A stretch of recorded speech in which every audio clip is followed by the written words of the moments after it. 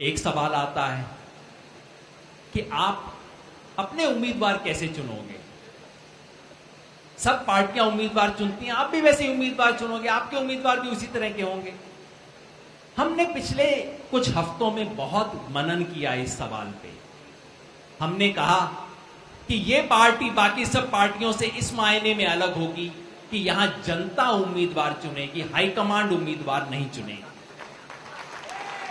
हर party में क्या होता है, हर पार्टी के कार्यकर्ता को पता लग जाता है। देखिए, पार्टियों की हम आलोचना कर रहे हैं वो ठीक है, लेकिन इस मंच से भी मैं ये नहीं कहूंगा कि इस देश की बाकी सब पार्टियों के सब लोग बेईमान हैं, चोर हैं, ऐसा नहीं है। कई पार्टियों में बड़े भले लोग बैठे हुए हैं, कई पार्टियों में ईमानदार लोग हैं, लेकिन उस ईमानदार कार्यकर्ता को साल 2 साल में पता लग जाता है कि भाई महाराष्ट्र के लातूर में काम करने का कोई फायदा नहीं है, तमिलनाडु के कुडमकलम में क्यों अपनी जूतियां घिस रहे हो, टिकट तो आपको यहां जनपद से मिलनी है, टिकट तो अकबर रोड से मिलनी है। तो वो 2-4 महीने में सीख जाता है। जो बेचारा बेवकूफ है वो सीख नहीं पाता, उसको टिकट नहीं मिलती। जो समझदार है वो टिकट सीख जाता है, फिर वो दिल्ली के चक्कर लगाना शुरू करता है। दिल्ली में बड़े बड़े बैनर लगाता है, सोनिया जी देश बचाओ, गडकरी जी हम आपके साथ हैं, ये सब बैनर लगते हैं। दिल्ली बैनरों का शहर है, बड़े बड़े बैनर लगते हैं यहाँ। और उन्हें समझ आ जाता है कि अपने इलाके में, गांव देहात में जूती घिसने से कोई फायदा नहीं है, दिल्ली में बड़े बड़े चमकीले बैनर लगवाओ, टिकट तो यहां से मिलेगा। अगर इस पार्टी को स्वराज की पार्टी होना है तो इस पार्टी को इस पूरी प्रक्रिया को उलटना होगा। टिकट दिल्ली में बैठे लोग नहीं देंगे, टिकट जनता देगी। वो कैसे होगा, कह देना तो अच्छा है, लोगों ने कहा बड़ी ऊंची ऊंची बातें करते, होगा कैसे। हमने सारी प्रक्रिया सोची और एक कागज में आप पे रखा है। मोटे तौर पे प्रक्रिया ये है, चुनाव शुरू होने पे हमारे कार्यकर्ता चुनाव क्षेत्र में घूम घूम के लोगों से कहेंगे कि भाई अच्छे लोग जो हैं उनसे नामांकन पत्र डलवाओ। चुनाव में नहीं, हमारी पार्टी में चुनाव से 6-8 महीना पहले हमारे कार्यकर्ता घूमेंगे, अच्छे लोगों को मनाएंगे, कहेंगे भाई प्लीज आप अपनी अर्जी दो, आप हमारे उम्मीदवार बनो। जितनी अर्जियां इकट्ठी होंगी उन सबको पार्टी की वहां की स्थानीय यूनिट उनके बारे में टिप्पणी लिख के भेजेगी। इसका चरित्र कैसा है, पैसे के बारे में इसका क्या रोल है, क्या कोई सांप्रदायिकता में काम तो नहीं है, गुंडे की छवि तो नहीं है, चरित्रहीन तो नहीं माना जाता। टिप्पणी देगा, काट नहीं सकता, ऊपर भेजेगा पार्टी के पास। पार्टी के ऊपर के नेता एक जजों की कमेटी बनाएंगे। वो कमेटी इन आरोपों की जांच करेगी। वो कमेटी तय नहीं करेगी कौन अच्छा उम्मीदवार है कौन नहीं है। वो कमेटी सिर्फ उन लोगों को छांट के बाहर करेगी जो चरित्रहीन है, जो भ्रष्टाचारी हैं, जो पार्टी के मूल सिद्धांत के खिलाफ हैं, केवल उन लोगों को बाहर करेगी। बाकी सब एप्लीकेशन को वापस स्थानीय पार्टी के पास भेज देगी, कहेगी अब आप फैसला करो। फिर जितने बच जाएंगे, समझिए 4-5 लोग बच गए, तो फिर उन सबको साथ बैठाया जाएगा कि भाई आप सब लोग आपस में बैठ के, भाई बहन आपस में बैठ के सुलह कर लो। हो सकता है आप खुद ही किसी एक पे मान जाओ। अगर ना माने, अगर 3 लोग रहते हैं, कहते हैं नहीं मैं इस प्रदेश का सबसे अच्छा व्यक्ति हूं, जिसकी पहले से जांच हो चुकी है, भ्रष्टाचार के बारे में जांच हो चुकी है, जिसके आरोपों की जांच हो चुकी है, तो फिर वहां के स्थानीय जितने भी कार्यकर्ता हैं, उस विधानसभा क्षेत्र के, उस संसदीय क्षेत्र के जितने भी कार्यकर्ता हैं, वो सारी जनता और मीडिया के सामने खुले रूप से चुनाव करेंगे। और उस चुनाव में जो जीतेगा वो अपनी टिकट वहीं जनता से लेके चलना शुरू करेगा। उसे किसी प्रशांत भूषण, किसी योगेंद्र यादव, किसी मनीष और किसी अरविंद पे निर्भर करने की जरूरत नहीं है। वो कह सकता है, होंगे वो अपने दिल्ली में, मैं तो रोहतक में काम करता हूं, जब मैं रोहतक में काम करता हूं यहां की टिकट मुझे क्यों नहीं मिलेगी। ये हिम्मत होनी चाहिए हर कार्यकर्ता। इसके लिए हम पूरा एक दस्तावेज लाए हैं, इसे भी आप पढ़िएगा। हो सकता है हमसे अभी भी कोई कमी रह गई हो, बहुत टाइम लगाया हमने इसमें सोचने में। कोई आपके पास सुझाव है, अभी भी ये पक्का नहीं है, हम इसको और सुझाएंगे, आगे बढ़ाएंगे। तो जैसे अमेरिका के अंदर बैरक ओबामा राष्ट्रपति बन गया, 10 साल पहले उसको कोई जानता ही नहीं था, वो नीचे से निकला। वो ऐसा क्यों हुआ, क्योंकि वहां पे भी जनता तय करती है, वहां पे पार्टी के कार्यकर्ता तय करते हैं कि किसको टिकट देनी है। तो वहां पे पार्टी के कार्यकर्ताओं ने बैरक ओबामा को टिकट दे दिया और वो धीरे धीरे धीरे बढ़ के राष्ट्रपति बन गया। हमारे देश के अंदर तो जब तक गांधी परिवार है कांग्रेस का कोई अध्यक्ष बन ही नहीं सकता। और जब तक ये बीजेपी वालों के टॉप के नेता हैं 4-5, तब तक कोई बीजेपी का अध्यक्ष नहीं बन सकता। आम आदमी तो इन पार्टियों में ऊपर आ ही नहीं सकता। ये आम आदमी की पार्टी एक ऐसी होगी जिसके अंदर आम आदमी को टिकट देगा, आम आदमी चुनाव लड़ेगा, आम आदमी प्रचार करेगा और आम आदमी जीतेगा, आम आदमी हारेगा। आप चुनाव लड़ोगे, आप टिकट दोगे, आप चुनाव लड़वाओगे, आप कैंपेनिंग करोगे और आप ही वोट डालोगे, आप ही जीतोगे और आप ही हारोगे।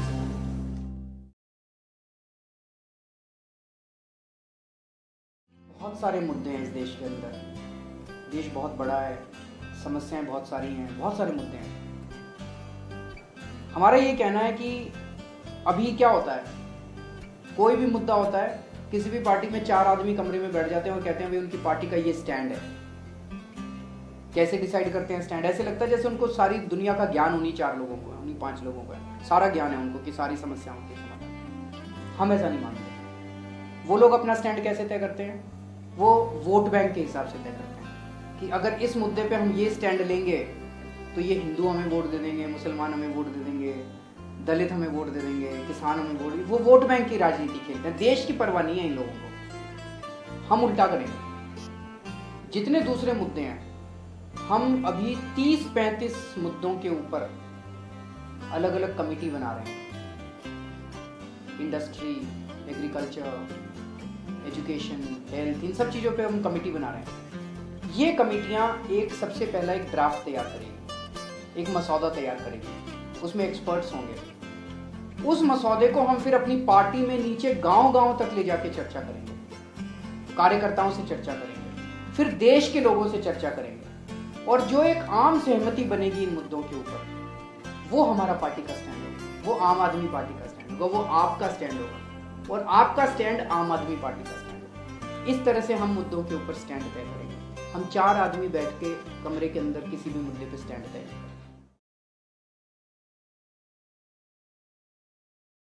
आज जितनी पार्टियां हैं हमारे देश की, वो सारी की सारी पार्टियों की नींव जो है, फाउंडेशन जो है, वो भ्रष्टाचार के ऊपर है। भ्रष्ट है सारी की सारी पार्टियां, भ्रष्टाचार करती हैं, उसी से फिर वो चुनाव लड़ती हैं, सत्ता में आती हैं और भ्रष्टाचार करती हैं, फिर सत्ता से पैसा, पैसे से सत्ता, सत्ता से पैसा, पैसे से सत्ता, ये उनका पूरा फाउंडेशन है।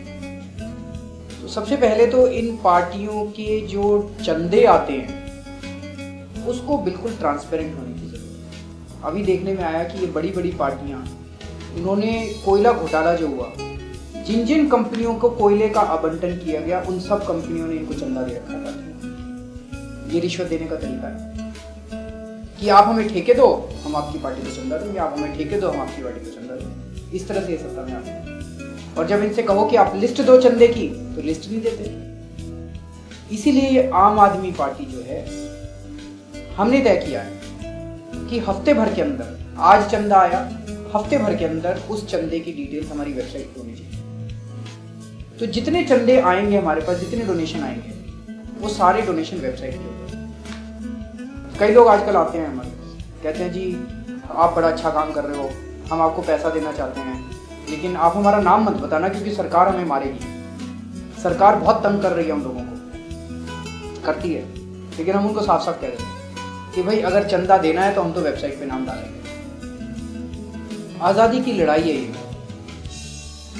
तो इसमें तो अगर सरकार कुछ करती है कुछ, तो वो तो भुगतना पड़ेगा। हम सब लोग चाहते हैं कि देश आज़ाद हो, भ्रष्टाचार से आज़ाद हो, व्यवस्था से आज़ाद हो, तो एक तो ये कि जितने चंदे आएंगे उसको हम वेबसाइट पे डालेंगे, जितना खर्चा हम करेंगे, जो खर्चा होगा पार्टी का, वो भी हम वेबसाइट पे डालेंगे। जैसे आज पता चलता है राहुल गांधी सारा टाइम हेलीकॉप्टर में घूमते रहते हैं, उसका पैसा कौन देता है? कोई फ्री में देता है, उसका पैसा कहाँ से आता है? कितनी बार पूछा हमने कि भाई राहुल गांधी जी का हेलीकॉप्टर का पैसा कहाँ से आता है? बताते ही नहीं। हम बताएंगे। ये कांग्रेस वाले, बीजेपी वाले इतनी बड़ी बड़ी रैली करते हैं, पता नहीं कहते हैं लोग कि पैसे दे के लाए इनको। हम कितनी बार पूछते हैं भाई किस आदमी को कितना पैसा दे के लाए थे, बताओ तो सही, बताते ही नहीं।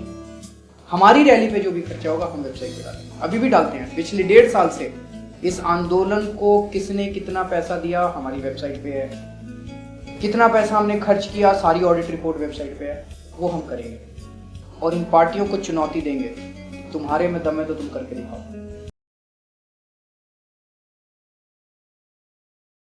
आज इस देश के अंदर एक वीआईपी कल्चर हो गया है। ये देश वीआईपीओं के लिए है, आम आदमी के लिए नहीं है। इनका बस चले तो सारे आम आदमियों को उठा के ये महासागर में डाल दें, पैसिफिक ओशन में उठा के फेंक दें। इनको लगता है ये आम आदमी जो है यही सबसे बड़ी प्रॉब्लम है। केवल वीआईपी के लिए, वीआईपी लोगों के लिए अलग सड़कें, अलग घर, अलग सिक्योरिटी, सब अलग उनके लिए। हम चाहते हैं सारा वीआईपी कल्चर खत्म हो। इस देश में एक ही वीआईपी होगा, वो होगा आम आदमी। बस हर आम आदमी इस देश का वीआईपी होगा। तो जितनी लाल बत्ती की गाड़ियां हैं सब बंद, किसी को लाल बत्ती की गाड़ी नहीं मिलनी चाहिए। तो अगर हमारी आम आदमी की पार्टी से कोई जीतेगा तो उसको लाल बत्ती नहीं देगा। दूसरा, ये इतने बड़े बड़े घरों में रहते हैं, क्यों रहते हैं? ये हमारे इतने गरीब देश का राष्ट्रपति, पता नहीं कितने बताते हैं, 340 एकड़ का मकान है, कितने का उसका, इतना बड़ा मकान। दिल्ली की 40% आबादी झुग्गी झोपड़ी में रहती है। एक एक झुग्गी में 20-20 लोग रहते हैं। पैर फैलाने को जगह नहीं है, रात को सोते हैं तो पैर फैलाने को जगह नहीं है। और एक आदमी 300 एकड़ के बंगले, उसको हम कह सकते हैं कि भैया बंगला खाली करो, थोड़ा आम लोगों को भी दे दो जगह। तो इस पार्टी से जो जो नेता जीत के आएंगे, जो जो लोग जीत के आएंगे, वो बड़े बंगले नहीं लेंगे। आप लोगों के इलाके से कोई आदमी जीता, वो आप लोगों के बीच में ही रहेगा, अपने मकान में रहता रहेगा, जहाँ रह रहा था वहीं रहेगा, उसको बड़ा बंगला नहीं रहेगा। आप ही की तरह जिएगा तो उसकी कोई सिक्योरिटी नहीं होगी, कोई सिक्योरिटी नहीं लेगा इस पार्टी का आदमी। आप ही की तरह जीता रहेगा, आप ही के बीच में से एक आदमी निकल के एमएलए बनेगा या एमपी बनेगा, आप ही जाओगे वहां पे। तो ये जो वीआईपी कल्चर है इसको खत्म करना पड़ेगा।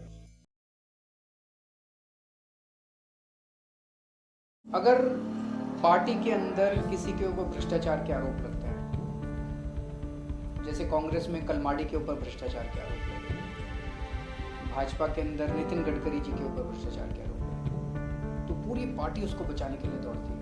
पूरी भाजपा पीछे पड़ी हुई है कि नहीं, नितिन गडकरी ने कुछ भी गड़बड़ नहीं किया। पूरी पार्टी कांग्रेस पीछे पड़ी। कलमाडी तो बड़ा, दिग्विजय सिंह जी ने कहा कि कलमाडी जी बेचारे, कलमाडी के साथ तो अन्याय होगा। आम आदमी पार्टी के अंदर अगर किसी के ऊपर भ्रष्टाचार का आरोप लगेगा तो हमने पार्टी के अंदर एक इंटरनल लोकपाल बनाया, अंदर अपना एक लोकपाल बनाया, जिसके अंदर एक जज हैं, एक रिटायर्ड आर्मी चीफ हैं, ये सेना के, नेवी के चीफ हैं, इस तरह के एमिनेंट लोग हैं। अगर भ्रष्टाचार का कोई आरोप लगता है तो आप उसको जाके शिकायत कर सकते हो। आपको पार्टी के पास आने की जरूरत नहीं, सीधे उस लोकपाल पे शिकायत कर सकते हो। और अगर लोकपाल कहते हैं कि भाई प्राइमा फेसी एविडेंस है कि गड़बड़ की है, प्रथम दृष्टि में लग रहा है कि गड़बड़ की है, तो उसको पार्टी छोड़ेगी। हम अपनी पार्टी को साफ रखना चाहते हैं, अपनी पार्टी को साफ रखने के लिए हमने ये लोकपाल बनाया। तो दूसरी पार्टियां अपने भ्रष्टाचारियों को बचाती हैं, हमारी पार्टी भ्रष्टाचारियों को निकालेगी। हमारे देश को इन पार्टियों ने जाति और धर्म पे बांटने की कोशिश की है, जहर घोलने की कोशिश की है, खास तौर से धर्म के नाम पर। कांग्रेस, समाजवादी पार्टी ये मुसलमानों की राजनीति करते हैं, मुसलमानों को वोट बैंक मानते हैं, करेंगे कुछ नहीं मुसलमानों के लिए। मुलायम सिंह यादव कहते हैं मैं आ गया तो मैं 10% रिजर्वेशन दूंगा मुसलमानों को, 8% दूंगा, 15% रिजर्वेशन दूंगा। लेकिन जब राज्य का मुख्यमंत्री बनाने की बात आती है तब मुसलमान याद नहीं आते, तब अपना बेटा याद आता है। जब अपना इसकी विधायक की टिकट देने की बात आती है तो अपनी बहू याद आती है, डिंपल यादव, तब याद नहीं आते मुसलमान। तो ये ढकोसला है, वोट बैंक है।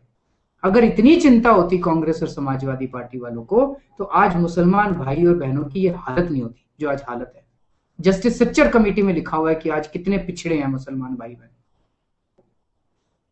तो एक तरफ कांग्रेस और समाजवादी मुसलमानों की पार्टी वो करती है और भारतीय जनता पार्टी हिंदुओं की राजनीति करती है। मंदिर बनाएंगे, अभी तक तो बनाया नहीं मंदिर, झूठ बोलते हैं। जब जब चुनाव याद आते हैं, पास आते हैं तो इनको मंदिर याद आ जाता है।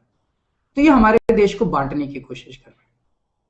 हम सब लोगों को इकट्ठे होना पड़ेगा।